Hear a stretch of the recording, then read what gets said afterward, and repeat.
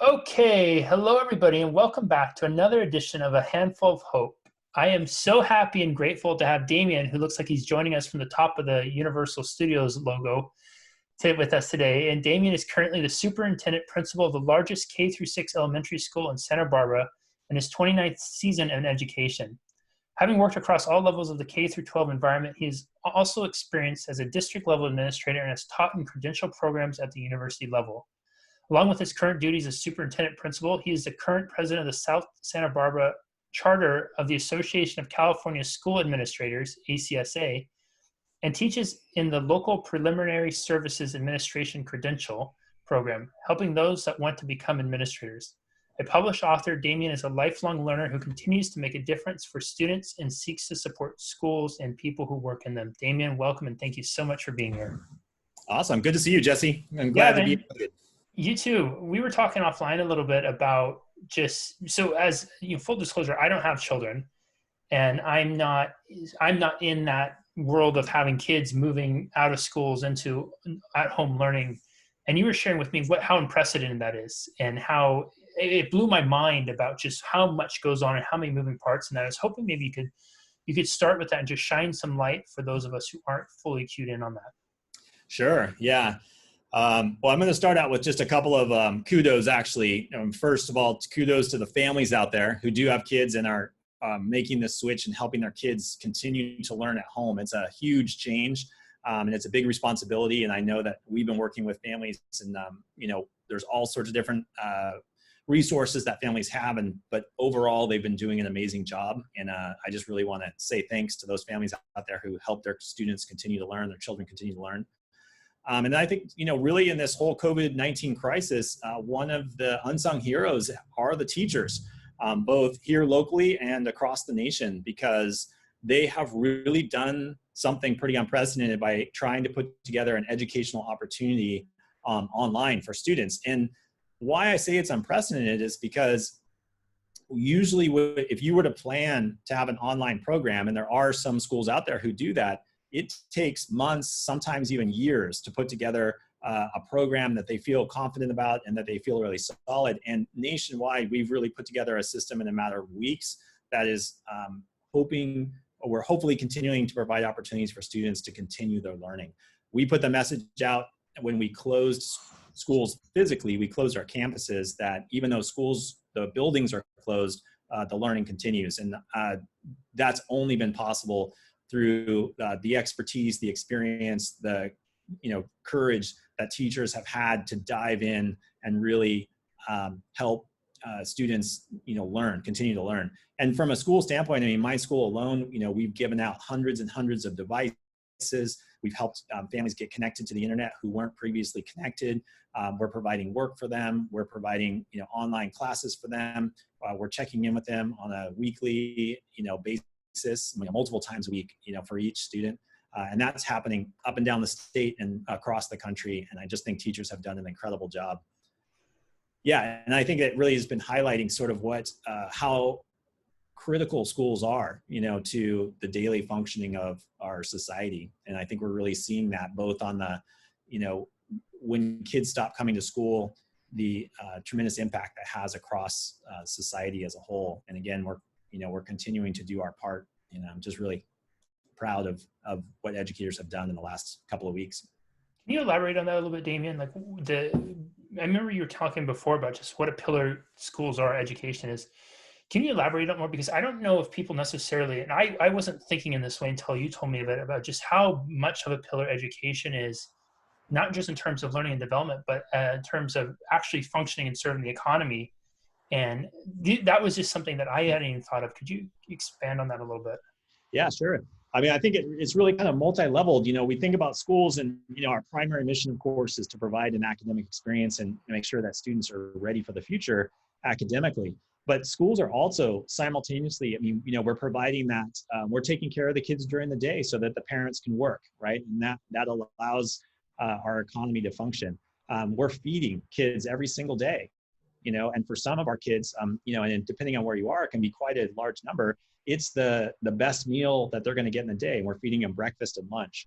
In some districts, we're talking about hundreds of thousands of meals a month, right? Wow. And so that's a function. We provide counseling services. We're doing social emotional learning and, community development and, teaching kids how to get along with people and, communicate, collaborate, and work together.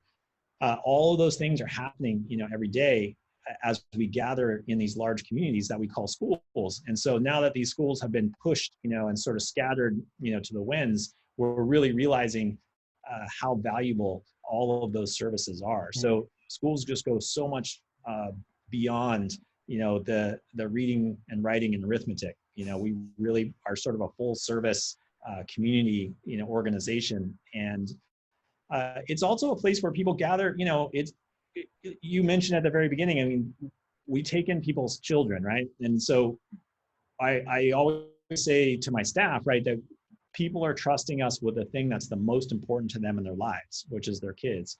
And so parents also get very involved in the community of the school. And at the elementary level, one of the things that I think is good to remember is that it's a 7-year process. If you start in kindergarten and you leave me in 6th grade, you and I are going to work together as a school and a family for at least 7 years. And if you have siblings that come through, it's even longer than that. I have a family that I was just talking to online the other day who has a 6th grader. It's their 3rd child that's come through my school. And so they're ending a 14-year relationship with my organization. Wow. Right. And so there is no other organization that you'll have that length of a relationship with the thing that's the most important to you, which is your child. Right.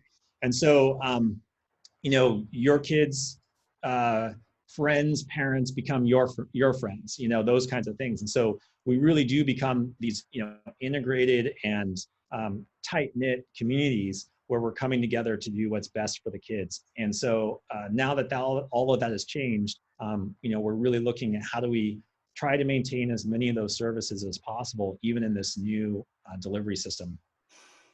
Demian, you mentioned the social emotional learning piece. And when we were talking beforehand about, especially for younger kids, such a huge part of their educational experience is socialization, being around other kids, being in physical contact with their teacher, and having their teacher now reduced to that 2x2 avatar square as a check-in point. What kind of impact? I mean, I don't know if it's too early to even notice the data points, but how does that affect kids having that physical distance removal? And like, have you seen anything like that? And then what are the teachers doing to make that adjustment to be able to have that presence in a kid's life? Yeah, I mean, under normal circumstances, what I tell people is that, especially at the elementary level, is that schools really just have to be happy places where the adults look forward to seeing the children, because children are responding to that relationship, right, with their teacher more than anything else. Because it doesn't matter how strong your math program is or whatever, if the kid doesn't feel connected and feel like somebody cares about them at that place, they don't want to go. And so then they're not going to be able to access that amazing program that you have. So that relationship is key. And I think that we're fortunate in the sense that this, requirement of going to an online learning system happened, I think, at the, towards the end of the year rather than the beginning of the year, because luckily we had those relationships built. And so 2 things that I've noticed is, one, when we were distributing material, to families, and so they were coming, and we were using all these social distancing practices in order to make sure everybody was safe as they're getting their Chromebooks or their iPads or their workbooks or whatever they needed in order for us to do this online work.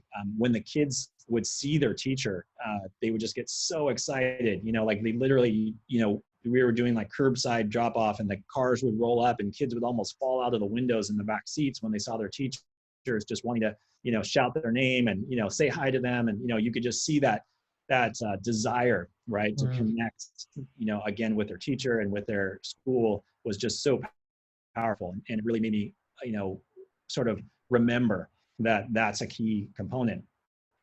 And so in the online piece, I think we're trying to, we have group meetings, but we also have smaller group meetings, where teachers are meeting with just a handful of students at a time. And I think that just gives that chance for teachers to not only be checking in on their academics, but also just checking in on them as people. How are you doing? how's it going with your brother or your sister? What are you doing for exercise? Those kinds of questions.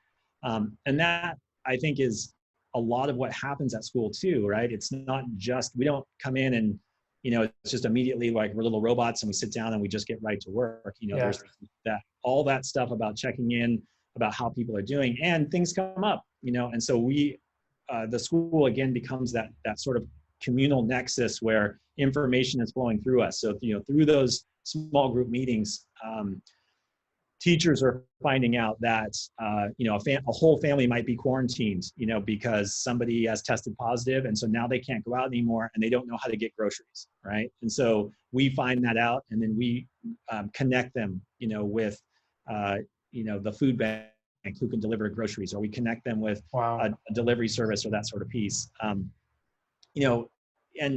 that's also where, because we're that community meeting point, we can put the word out to a large number of people to say, is there anybody who's already going to Gelson's, that's a grocery store nearby, and can pick up a couple of extra things and drop them on the porch of this family's house. And then, and I always can find somebody who will do that, and I think, but because we play that central role as the school, I think we're finding out those stories, sometimes more than any other organization, because again, we have that relationship. And so we have that trust, because some people don't necessarily want to reach out, or they don't know who to reach out to, right? But they know they can talk to their teacher, and they can say, hey, this is what's going on in our family and this is what we need. And can you help, and for us, the answer is always yes. We're going to try to do our best in order to meet those things. So we're still, I think, even in this online distributed environment, playing that essential role where we're meeting a whole variety of needs, right? That goes from helping the kids continue with their reading skills all the way to, those basic skills like food, shelter, what happens if you can't pay the rent, those kinds of things. We're handling those on a case-by-case basis as well. And that's just part of, that's the role that schools do on the day-to-day, even when we're not in this situation. And it's still true now, in this whole COVID-19 crisis that we're in.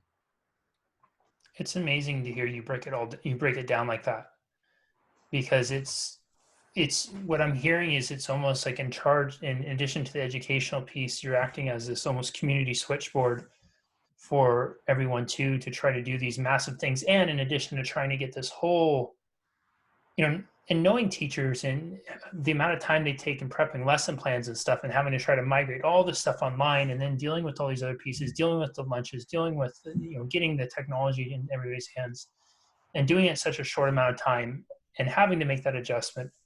It's really incredible to hear, because it's stuff that I would never even thought of, being removed from that. And I don't even know if most people who are in that would necessarily think that, do parents consider that with their kids at home? But the parents who have kids at home and they're now have their kids at home, they're learning from home, what do parents need to know that, or what could parents be doing to make their child's educational experience more effective, more productive, more all around beneficial for the child? Well, I mean, I think that one of the most important things I would answer that question is just to realize that learning does need to continue, but that we all need to do the best that we can. Because I think that in this time, the pressures out there and the stories that we're hearing, that people are facing some pretty unprecedented pressure. And the last thing I want to do as a school is to add to that pressure, right? Because if you just lost your job and your hours got cut and you're really worried about those basic things again, like how do I keep the roof over the head, how am I going to get groceries, those kinds of things. If I'm coming at you from a school standpoint and making you feel bad because you're not making your kids read so many pages a day, or doing this or that, that just adds to that stress. And then we know that those stresses are piling up on certain families more than others, and for some of those families, they can reach the breaking point, right? People are in their houses alone.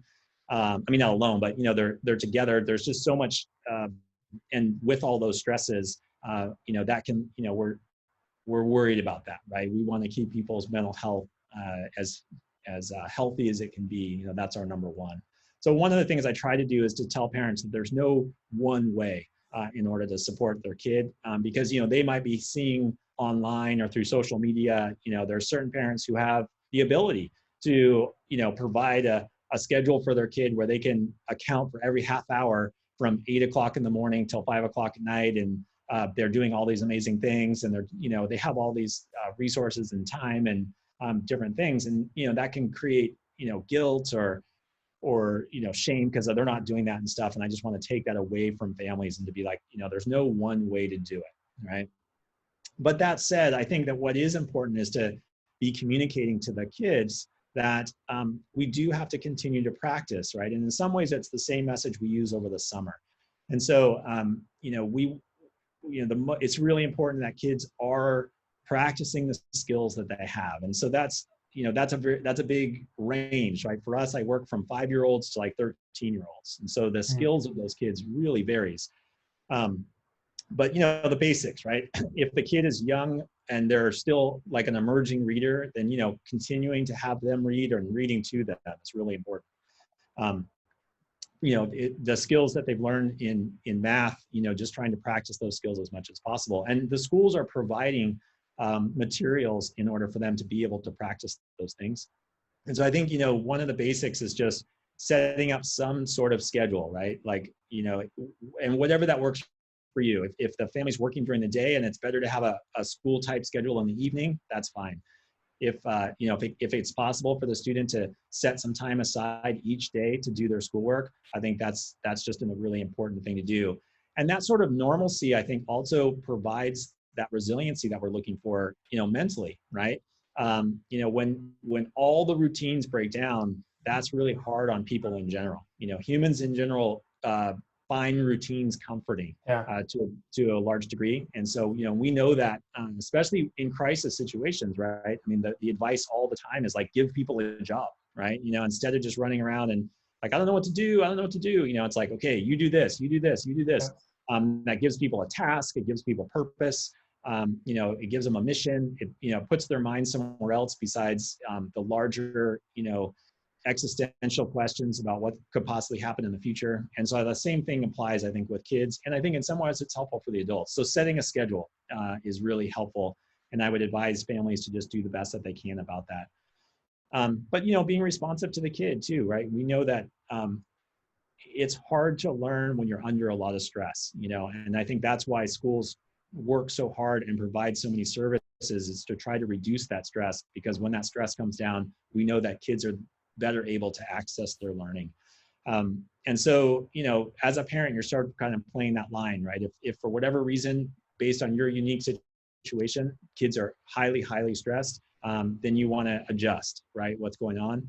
And then, you know, do your best to try to minimize, you know, those stresses. And again, I think the overall message to everybody, both to families, to kids, to teachers, is like, we're all just doing our best, and we're all going to stick together as a community and get through this. And I think that that's the number one message that we want people to do.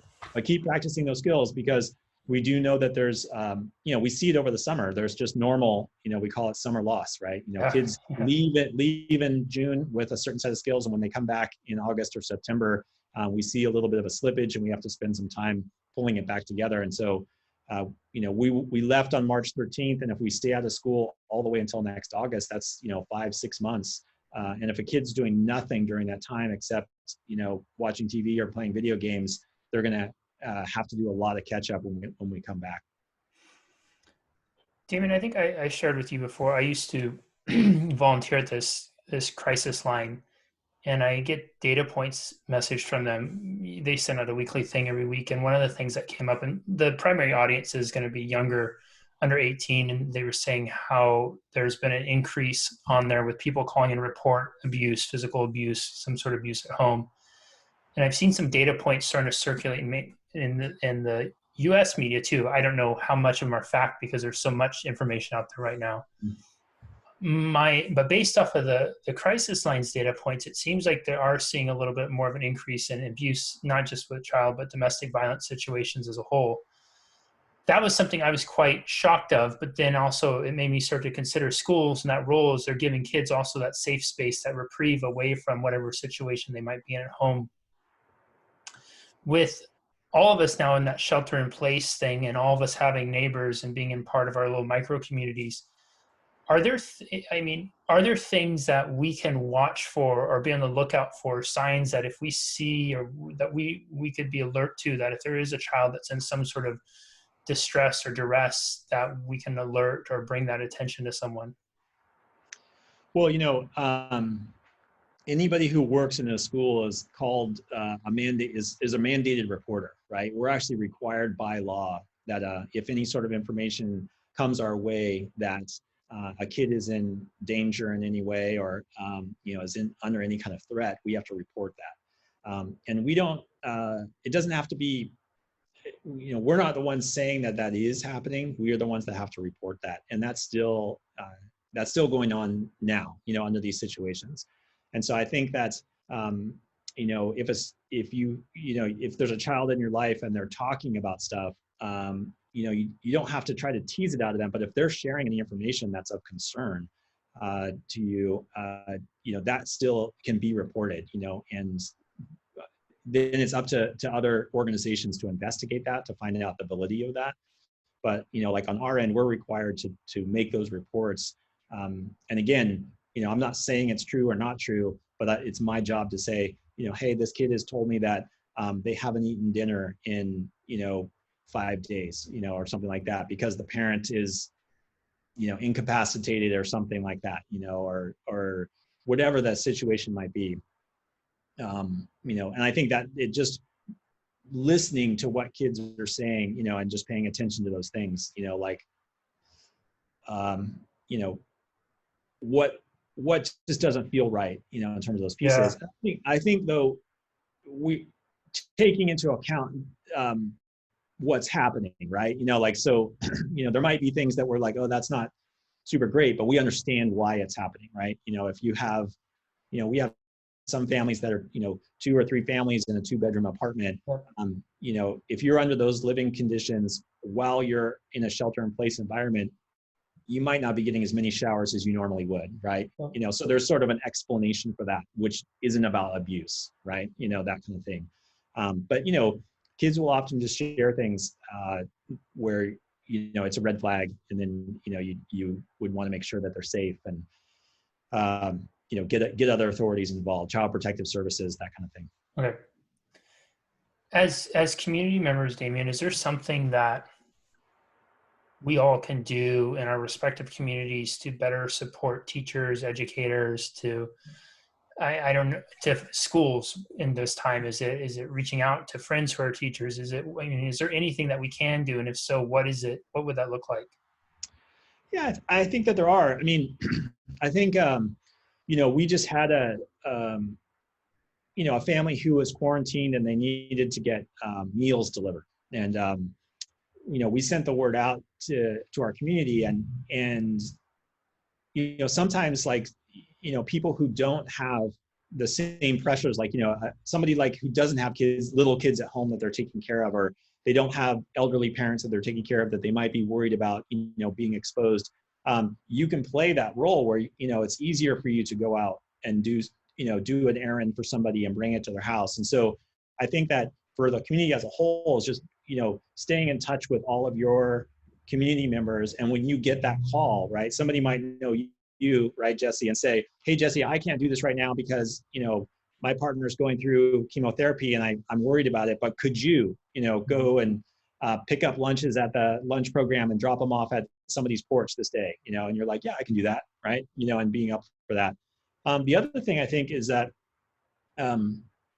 if you do have teachers in your life, is sort of asking, if there is anything that you can do, and especially if you have any kind of skills, or interests, because like we've had people that put together little short 3-minute instructional videos on like a fun activity that a kid can do because they have that skill, we just had one where somebody who does, gardening, and they were like, here's how you could plant a spring garden. And they made a 3-minute video. They shared that with their friend who was a teacher, who then shared it through their Google Classroom of, here's an optional activity for a family if they need something to do, right? That doesn't involve, a bunch of resources and stuff like that. And I think, that's one of the struggles that everybody's having, and especially on the parent side, is that my kid's now home all day long. My school is providing a certain amount of, work and activities, but it's not covering all day. So, those kinds of opportunities, like, here's a dance video, or here's a mindfulness exercise, or here's a little hit workout that you can do, or whatever, those kinds of things. Here's how you learn how to juggle, like that kind of stuff. And then the more that kind of stuff that we're putting out, and it's coming from people that we recognize from our own community, I think that can be really valuable. And so I think that, that's another way that people could help out. And again, you just check with your teacher and your friend, and, say, what do you think? And they'll tell you, that's a great idea, or I don't think that would really work. But I think just trying to be involved in that kind of way. But I think that we all have different capacities. Like, I know I have a different capacity right now because my kids are teenagers, and so they're able to handle themselves a lot different. If I was in a situation where my kids were 3 and 5, I would have a different level of capacity. And so I think we all have to look at ourselves in this environment and say, what kind of capacity do I have? And then how can I offer that, and just be open to that? Because it's really helpful. And I feel like by doing that, we're going to be able to do so much more as a community than, trying to put all this pressure on each individual family to do everything. That I think is a crusher, And, coming back to your question too, just about the safety at home. Again, we know that the more stress we can take off of people, the less we're going to see of those, domestic violence situations, or the child abuse situations, or anything like that. Those pressures that come on to families really can exacerbate those situations. So the more we're relieving that pressure, the more we're doing, it's more than just a little video I'm making, right? It's contributing on this deeper, more powerful level, I think, within the community. Everyone, I encourage you to watch and rewatch this one. One of the number one questions I've gotten from people since I started this series is rather, what can I do to help? How can I help? I want to help, but I'm not sure what. And I think what Demian just said right there is the way that all of us can help. Before we jumped and did the live recording, Demian was sharing with me that just in Santa Barbara alone, which is considered a more affluent community, there's something like over 250,000, right, lunches that are handed out every month to kids. Think about that, 250,000 lunches. And a lot of those people, it's even more stressful for them to try to get access to it. So if you have the means and ability, imagine the impact you can make, not just in supporting teachers, but also potentially putting an at-risk kid at a mitigated risk by going out and doing something like that. If you have a teacher in your life, the insights Demian shared about the transition to online and just the actual role that schools play in the community beyond just providing education. But actually, I loved how he framed it with the economic foundation, supporting the economy running because they're watching and developing children so parents can go out and work. It's such a powerful concept to consider. And taking inventory of where you are, in your circumstances, whether you have young kids, older kids, or you have no kids at all, recognize that everybody's going to be at a different level in this time and period right now, and based off of those things. And it's a great opportunity to take that inventory for yourself and ask of yourself, how can I help? How can I support, if you feel so compelled to do so?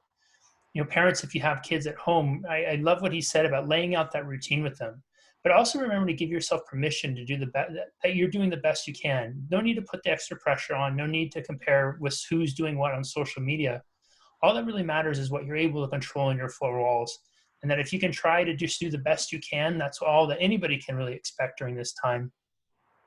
And maybe we all can take a moment today to thank somebody who's a teacher, who's in education in our life, for what they do, what they have done, and what they're still currently doing to help support not just kids, but families and communities get through this really incredible time in history. And Demian, thank you so much for being here. I appreciate so much you speaking on this. This was absolutely incredible and eye-opening too. My way of thinking about this whole thing has completely changed, and I'm really grateful for that. And thank you for sharing today. Yeah, thank you, Jesse. I think this whole process that you're putting together is fantastic, and it's really helpful to the community and to the nation and to the world, really, since it's all available online. And I think you're doing great work, and I think we need this message right now more than ever. That there is hope, there's things we can do, we're not powerless. I think all those things are really valuable to hear and hear again during this time. So thank you for your work. Absolutely. Thanks, everybody. We'll see you next time on another edition of A Handful of Hope. Bye-bye.